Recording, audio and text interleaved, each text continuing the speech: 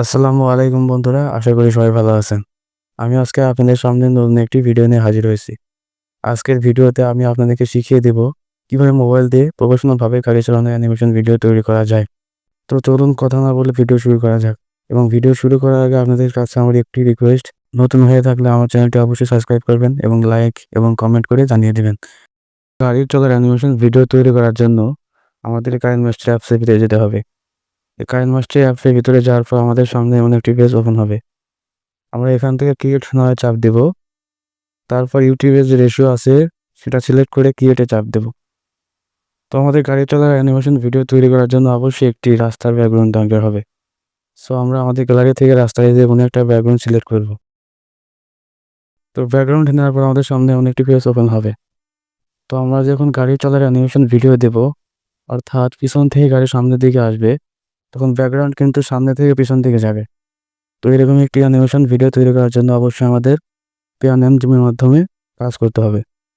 তো আমরা ব্যাকগ্রাউন্ডের উপর চাপ দিয়ে পেয়ার জুমে চাপ দেব। তারপর ফার্স্ট পজিশন লেখা যা আছে সেখানে চাপ দিয়ে দুই হাতের আঙ্গুল দিয়ে ব্যাকগ্রাউন্ড একটু সামনের দিকে জুম করব এবং এন্ড পজিশনে চাপ দিয়ে যেরকম আছে ব্যাকগ্রাউন্ড সেরকম রেখে দেব। তারপর আমরা ব্যাকে এসে ভিডিওটি একবার প্লে করে দেখব। সো আপনারা দেখছেন ভিডিওতে ব্যাকগ্রাউন্ড কীভাবে অ্যানিমেশন হচ্ছে। সো এখানে গাড়ি চলা অ্যানিমেশন দেওয়ার জন্য আমাদেরকে অবশ্যই পিএনজি আকারে একটি গাড়ি ইনপুট করতে হবে। সো আমরা আবার লেয়ার অপশনে চাপ দেব। এখান থেকে মিডিয়া অপশনে চাপ দিয়ে আবার গ্যালারিতে যাব। তো সেখান থেকে একটি গাড়ি পিএনজি ফটো ইনপুট করলাম।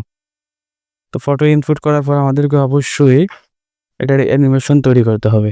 সো এই জন্য আমরা গাড়ির যে লেয়ার আছে সেখানে চাপ দিয়ে ডান দিকে আমরা প্লাস অপশন দেখতে পাবো। প্লাস অপশনে চাপ দিয়ে আমরা গাড়ির লেয়ারের একদম শেষে চলে আসবো। শেষে আসার পর আমরা গাড়িটিকে আঙ্গুল দিয়ে একটু সামনের দিকে আনার পর একদম সামনে আনার পর আমরা আঙ্গুল দিয়ে একটু বড় করে দেব। গাড়িকে একটু বড় করে দেব।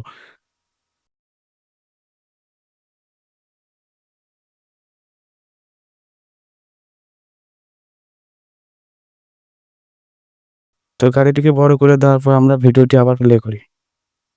তো ভিডিও প্লে করার পর আমরা দেখতে পাচ্ছি গাড়ি একটা সুন্দর অ্যানিমেশন তৈরি হয়েছে। তো এখানে আরো একটু প্রফেশনাল লুক দেওয়ার জন্য আমাদেরকে অবশ্যই স্পিড লাইনস নামক একটি স্টিকার আছে, এটা ব্যবহার করতে হবে।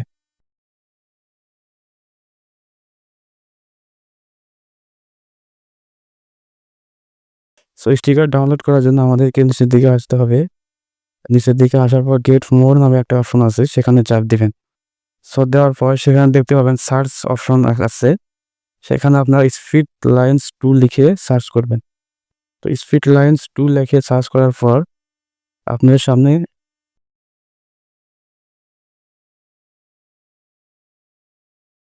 এই অপশনটি চলে আসবে।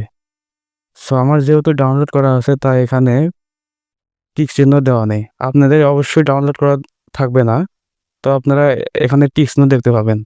সেই টিক চিহ্ন চাপ দেওয়ার পর আপনাদের এটা ডাউনলোড হয়ে যাবে এবং আমার মতো সামনে চলে আসবে।